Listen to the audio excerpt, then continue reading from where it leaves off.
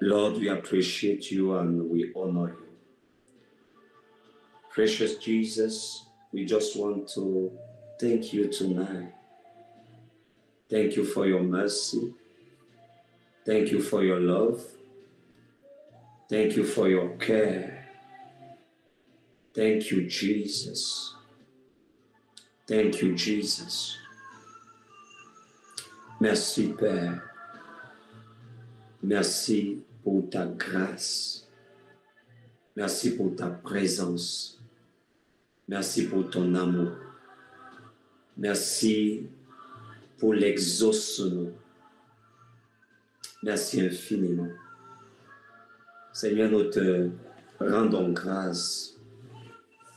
Seigneur, nous te disons infiniment merci. Seigneur, que ton nom soit béni. Que ton nom soit magnifié. Que ton nom soit exalté.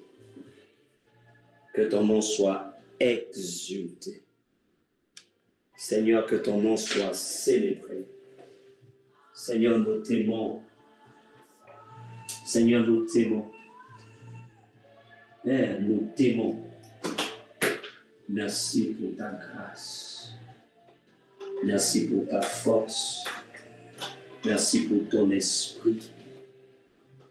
Merci pour ta miséricorde. Merci Jésus. Merci infiniment Jésus. Merci infiniment Jésus. Alléluia. Merci pour ce moment béni que tu nous accordes dans ta présence. Merci pour ta fidélité. Bien-aimés dans le Seigneur, une fois de plus, bonsoir. J'espère que, comme moi, vous avez passé de merveilleux moments pendant cette session d'adoration et de prière que nous avons eue. Avant d'aller nous reposer, je voudrais que nous lisions cette portion des Saintes Écritures. Allons ensemble dans le livre de Éphésiens, chapitre 1er. À midi, nous nous sommes arrêtés au verset 6. Et là, nous allons lire 3 versets, le verset 7, le verset 8, le verset 9 et le verset 10. Je veux dire 4 versets. Éphésiens, chapitre 1er. S'il n'y a pas de bruit là où vous êtes, est-ce que vous pouvez ouvrir votre micro? J'aime toujours avoir le retour pendant que nous échangeons, pendant que nous méditons la parole de Dieu. S'il n'y a pas de bruit là où vous êtes, si c'est calme, bien vouloir ouvrir votre micro. Est-ce qu'il y aurait quelqu'un qui souhaiterait lire avec moi cette portion des Saintes Écritures? Je lis la parole de Dieu. Parfait, vas-y. Je lis la parole de Dieu, Éphésiens 1, verset 7. En lui, par son sang, nous sommes rachetés. Par son sang, oui. Nous sommes rachetés. Nous sommes rachetés. Une autre version, nous avons la rédemption. Oui. Nous sommes rachetés, pardonnés de nos fautes, conformément à la richesse de sa grâce. Très bien. La Bible dit, en lui, nous avons la rédemption par son sang, le pardon des péchés, selon la richesse de sa grâce. Je souhaite que nous soulignions ensemble ce passage. Avez-vous remarqué que la Bible ne dit pas « nous aurons », mais la Bible dit « en lui nous avons la rédemption par son sang ». La Bible ne dit pas « nous aurons le pardon des péchés », Mais la Bible dit, nous avons le pardon des péchés selon la richesse de sa grâce. Est-ce qu'on peut continuer le verset 8?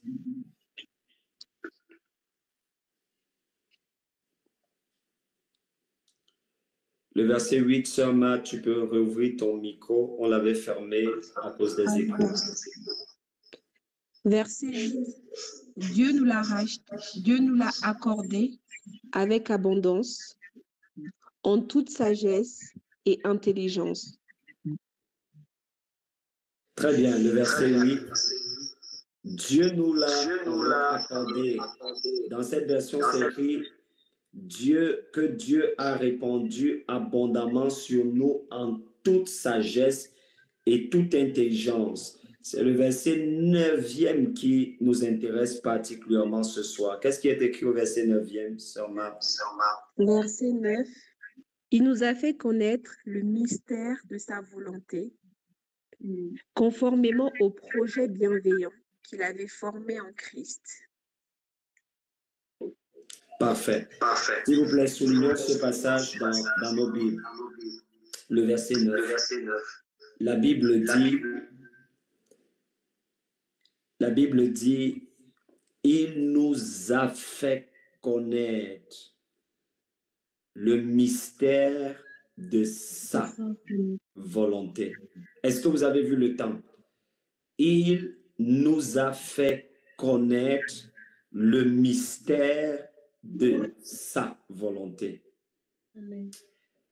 C'est très important que nous prêtions attention à ce passage. Il nous a fait connaître le mystère de sa volonté. Le mot mystère ici signifie secret.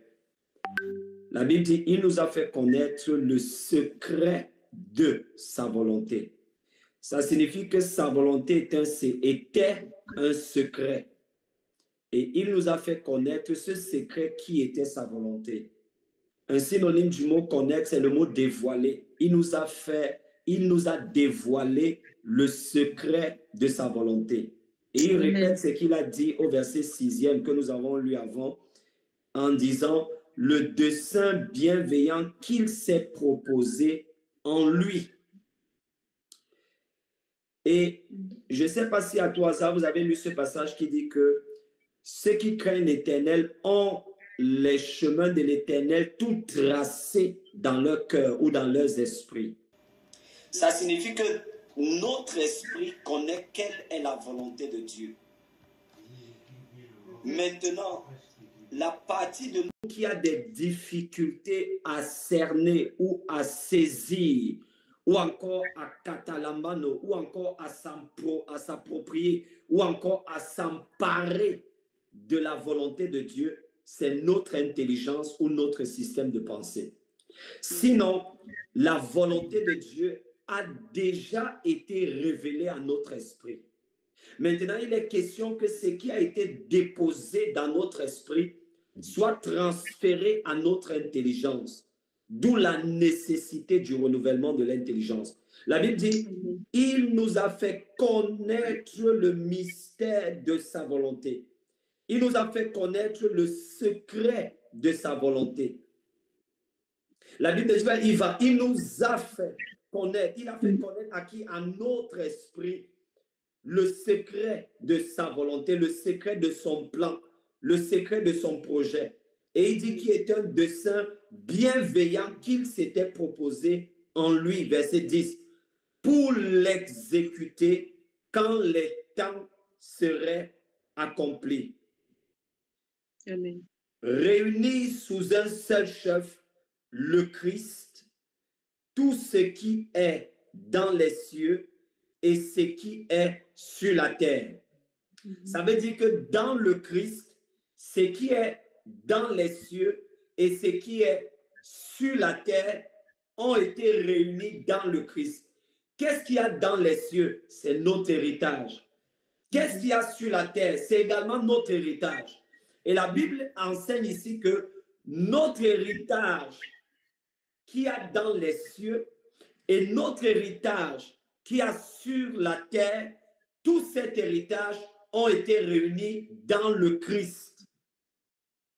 Donc, lorsque nous recevons le Christ dans nos esprits par le Saint-Esprit au moyen de la nouvelle naissance, par l'action de la grâce et de la foi, à ce moment-là, nous avons reçu non seulement notre héritage céleste, mais également notre héritage terrestre qui ont été déposés dans notre esprit. Amen. Maintenant, il est question que par le moyen du renouvellement de l'intelligence, qui est un transfert de notre esprit pour notre système de pensée.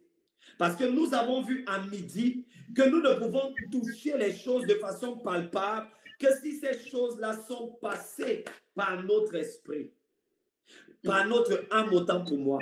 Nous ne pouvons toucher les promesses de Dieu qui résident déjà dans notre esprit que si ces promesses de Dieu-là ont été transférées dans notre vie matérielle par le moyen de notre âme. À quoi nous sert la méditation? À quoi nous sert la prière? À quoi nous sert le jeûne?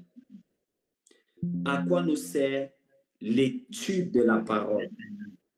À quoi nous sert la confession ou la proclamation de la parole de Dieu? Tous ces instruments que je venais de citer nous servent, permet que j'utilise cette expression, à déboucher notre âme. Yeah. À déboucher notre âme. C'est un peu comme si à la maison, vous avez des conduits d'eau. Et il arrive des fois que l'un des tuyaux qui est censé transporter l'eau se trouve bouché. Et des fois, tant que ce tuyau n'a pas été débouché, vous pouvez penser que vous n'avez pas d'eau. Pourtant, l'eau est présente. Mais le challenge, la difficulté, c'est que le tuyau est bouché. Lorsque l'âme est donc bouchée, il faudrait déboucher l'âme. N'oubliez pas que l'âme est le siège de la volonté, de notre volonté à nous en tant qu'hommes. Je veux bien préciser, l'âme est le siège de nos émotions ou encore nos sentiments. L'âme est le siège de notre mental. C'est dans l'âme qu'il y a notre mental, notre mentalité, c'est dans l'âme. Et l'âme est également le siège de notre système de pensée, de nos pensées en réalité.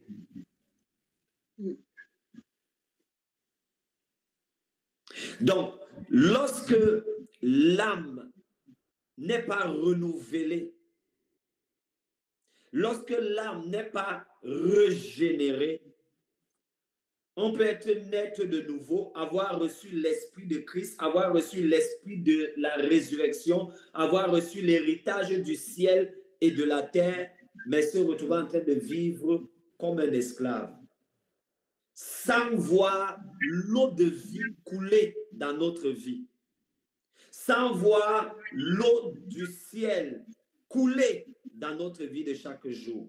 Pourquoi? Parce que l'âme est bouchée, est obstruée. Lorsque l'âme est donc bouchée, lorsque l'âme est donc obstruée, qu'est-ce que je fais? Je prie. Amen. Je vais vous montrer quelque chose. On va voir cela plus tard, mais je voudrais qu'on aille se coucher avec ce passage à l'esprit. Allons au verset 18. Ou alors, je veux qu'on commence à lire du verset 15. On va revenir dessus, mais je souhaite qu'on lise simplement en passant. Plutôt, on va revenir dessus de façon minutieuse. Verset 15. Nous sommes toujours dans Éphésiens chapitre 1er. Je voudrais que nous lisions le verset 15 jusqu'au verset 19. C'est la prière que l'apôtre Paul va faire. Oui, vas-y, sœur. Éphésiens 1, verset 15. C'est pourquoi moi aussi, après avoir entendu parler de votre foi dans le Seigneur Jésus et de votre amour pour tous les saints, je ne cesse de dire toute ma reconnaissance pour vous lorsque je fais mention de vous dans mes prières. Je prie que le Dieu de notre Seigneur Jésus-Christ, S'il te le plaît, Père un de instant. gloire, S'il vous plaît, soyez attentifs à la prière que Paul fait pour des personnes qui sont déjà nées de nouveau. Vous allez voir que Paul, il dit des choses précises, particulières et importantes. Vas-y, sœur Marie. je prie, verset 17. Je prie que le Dieu de notre Seigneur Jésus-Christ, le Père de gloire, vous donne un esprit de sagesse et de révélation qui vous le fasse connaître.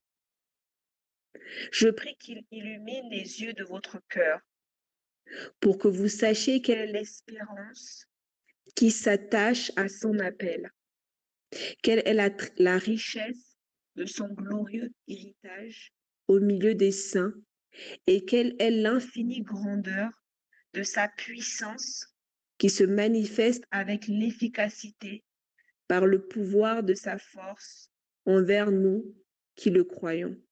Merci, tu peux arrêter à ce niveau. Avez-vous remarqué, je vous amène au verset 18.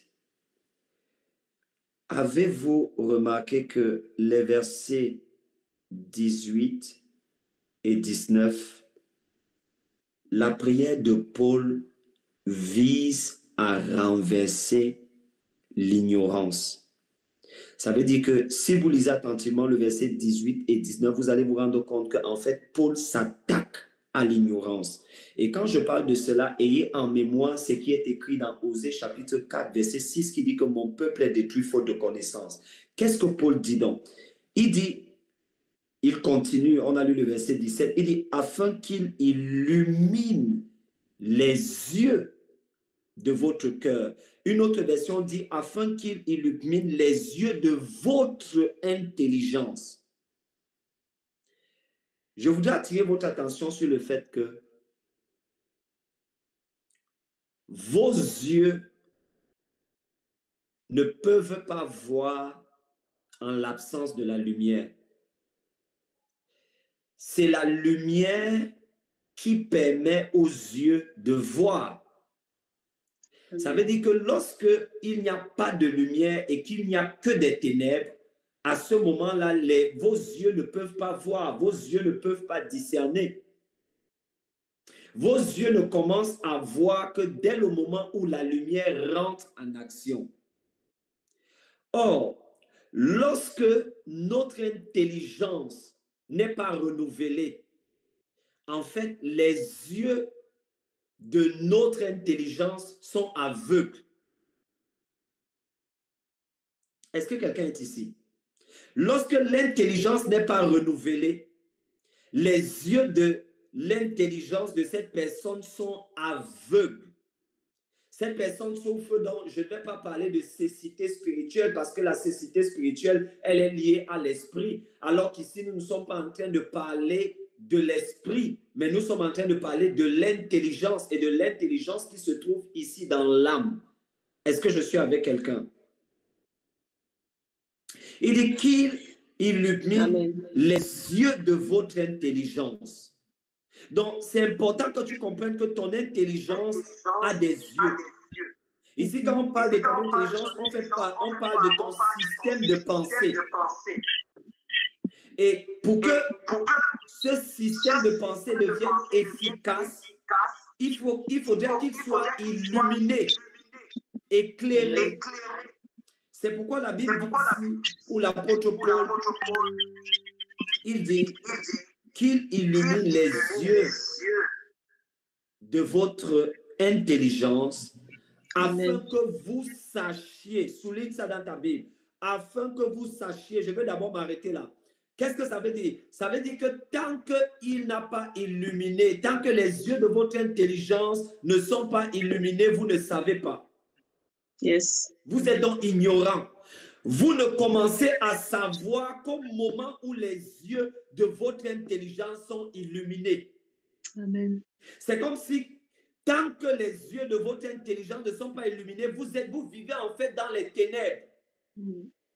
Vous ne commencez à vivre dans la lumière qu'au moment où les yeux de votre intelligence sont illuminés. Et il dit, afin qu'il illumine les yeux de votre intelligence, afin que vous sachiez quelle est l'espérance qui s'attache à son appel. Qu'est-ce que ça veut dire? Ça veut dire que tant que notre intelligence n'est pas renouvelée, n'est pas illuminée, nous ignorons la grande espérance qui est attachée à notre appel. Notre appel ici, c'est le synonyme de notre destinée.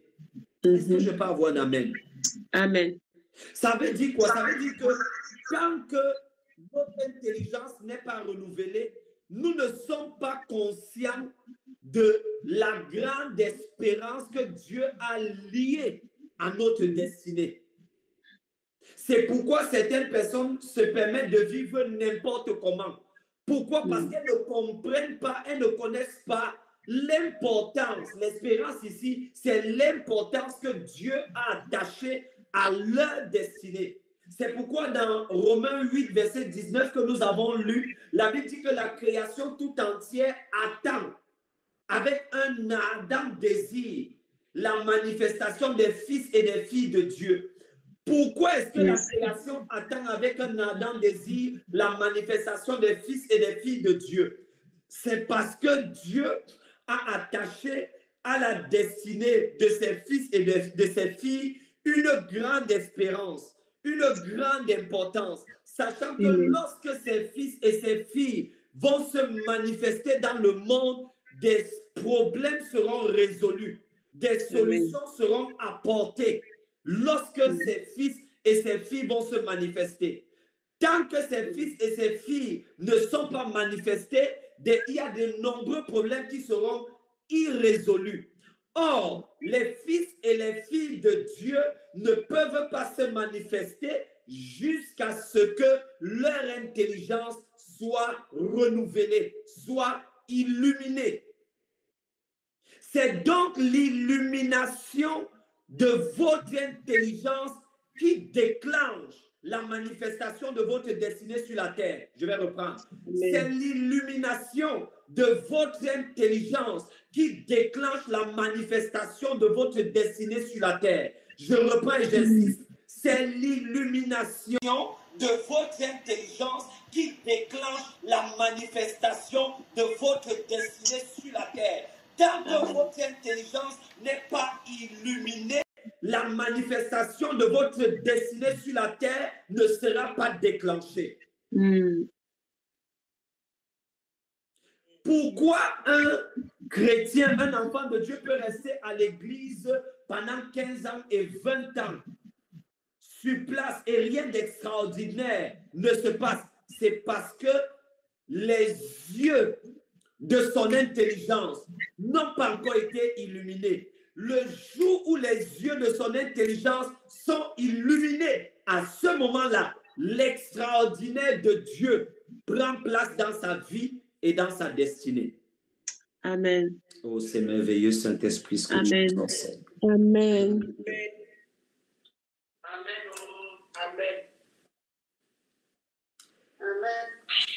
Je vais m'arrêter à ce niveau.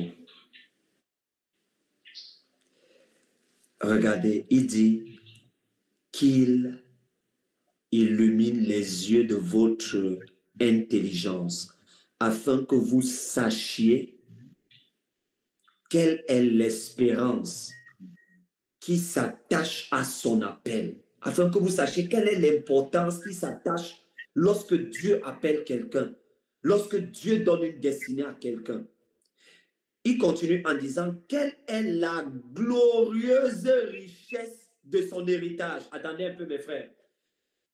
Afin que vous sachiez quelle est la glorieuse richesse de son héritage au milieu des saints. Qu'est-ce que ça veut dire? Ça veut dire que tant que les yeux de notre intelligence, de votre intelligence ne sont pas illuminés, vous êtes ignorants de la glorieuse richesse de son héritage. Vous avez vu l'expression qui a été utilisée? Il utilise glorieuse richesse. Attendez un peu.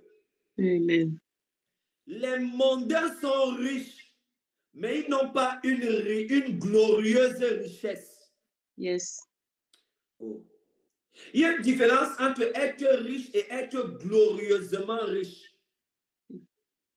Être glorieusement riche signifie que vous êtes riche et à cette richesse, il y a une gloire qui est attachée à cette richesse. Or, la gloire dont on parle n'est pas une gloire éphémère. La gloire dont on parle n'est pas une gloire passagère. La gloire dont on parle est une gloire éternelle. La gloire des mondains est une gloire passagère. Mais la gloire des enfants de Dieu est une gloire qui est éternelle. Amen. Ça veut dire que vous allez finir d'accomplir votre destinée sur la terre. Et après vous, des gens vont continuer de parler de votre passage sur la terre. Parce que durant votre passage sur la terre, vous avez accompli des choses glorieuses et extraordinaires. Amen. Combien d'années que Benson Andrew Daoza est rentré dans la gloire? Ça fait combien d'années que Catherine Kuhlman est rentrée dans la gloire? Ça fait combien d'années que William Marion Branham est rentré dans la gloire? Ça fait combien d'années que Dwight L. Moody est rentré dans la gloire? Ça fait combien d'années que John Wesley est rentré dans la gloire? Ça fait combien d'années que William D. Seymour est rentré dans la gloire? Ça fait combien d'années que Charles Fox Parham est rentré dans la gloire? Ça fait combien d'années que Oral Roberts est rentré dans la gloire? Ça fait combien d'années que Evans Roberts est rentré dans la gloire? Ça fait combien d'années que John Knox est rentré dans la gloire? Tous ces héros de l'évangile, tous ces héros qui ont servi Dieu de façon extraordinaire, avec puissance, avec extravagance. Écoute, aucun enfant de Dieu n'a une petite destinée. Aucun enfant de Dieu n'a un petit ministère. Je peux te choquer. L'année passée, j'étais en train de prier et Dieu m'a parlé. Il m'a dit, est-ce que tu sais que ton onction n'est inférieure à aucune autre onction sur la terre? Yes. Oh, mes frères, vous ne comprenez pas. Je prie le Saint-Esprit qu'il illumine les yeux de votre intelligence. Qu'il illumine les yeux de votre intelligence. Amen. Qu'il illumine les yeux de votre intelligence. Amen. Le Tout-Puissant m'a dit, est-ce que tu sais que l'onction qui a sur ta vie n'est inférieure à aucune autre onction sur la terre? Amen. Et ce qu'il dit à l'un, il le dit à l'autre. Yes, amen. Amen. Yes. Parce que Dieu ne fait exception de personne. Amen. Amen. Amen. Dieu ne fait exception de personne. Amen.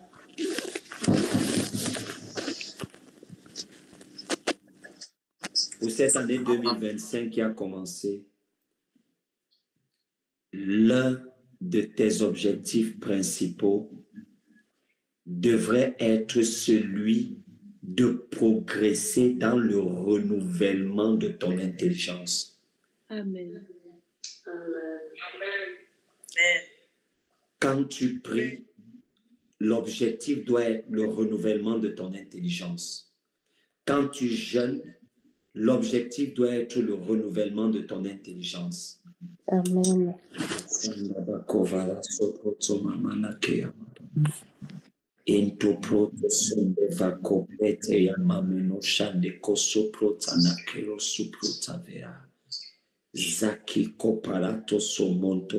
peux te dire quelque chose.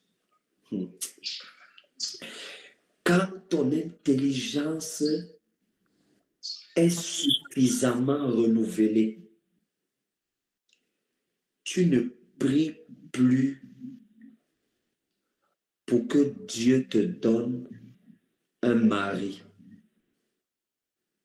Tu ne pries plus pour que Dieu te donne une femme, une épouse.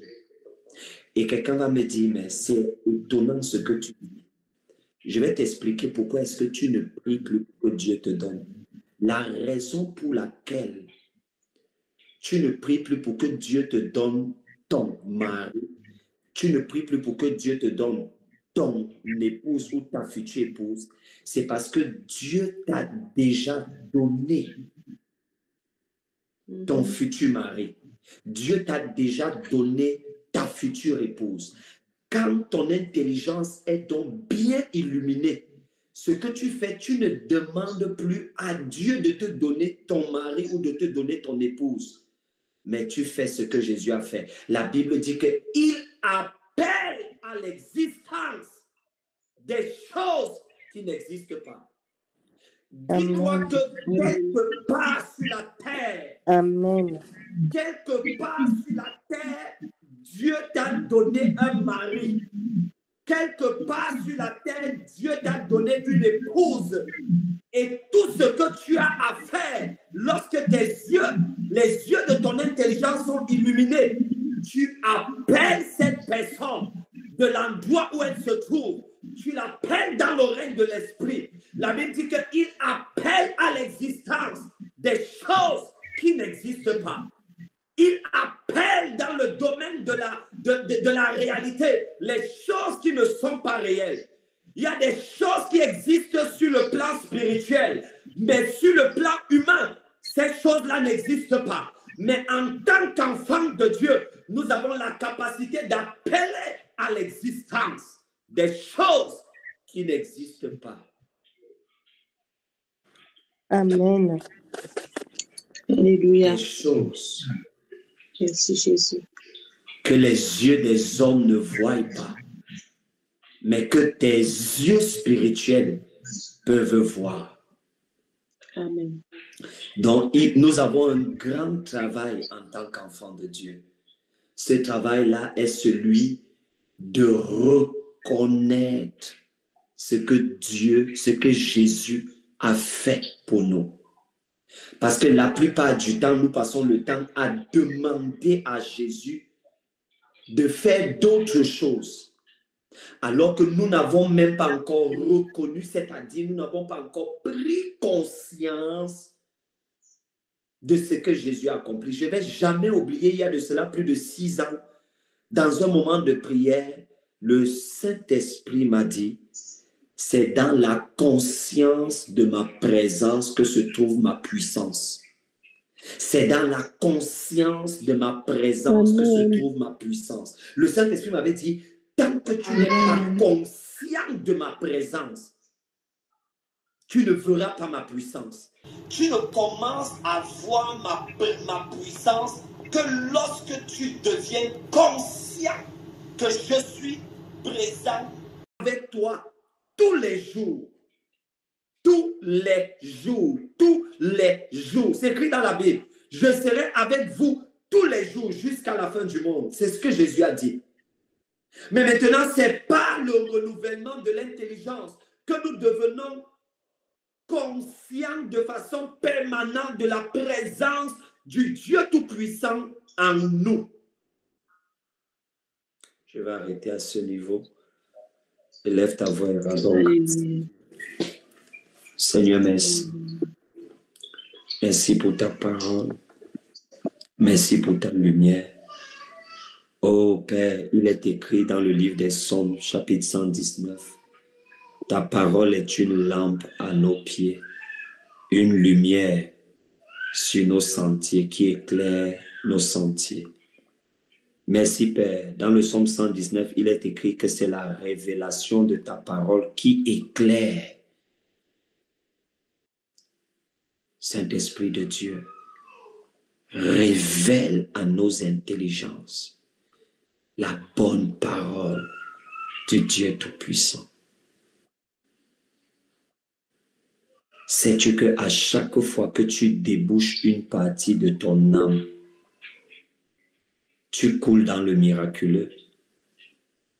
À chaque fois qu'une partie de ton intelligence est illuminée, ça produit le miraculeux. Je ne dis pas parfois, je dis à chaque fois qu'une partie de ton intelligence, de ton système de pensée est illuminée par la révélation du Saint-Esprit, ça produit le miraculeux. Père, nous te disons infiniment merci. Que la bénédiction du Seigneur demeure sur nous, sur nos vies, sur nos familles, sur nos maisons et sur tout ce qui est lié et associé à nous. Bon repos à vous, que le Seigneur vous bénisse abondamment. Shalom, shalom. N'hésitez pas à liker, à partager la chaîne et à vous abonner. Soyez bénis.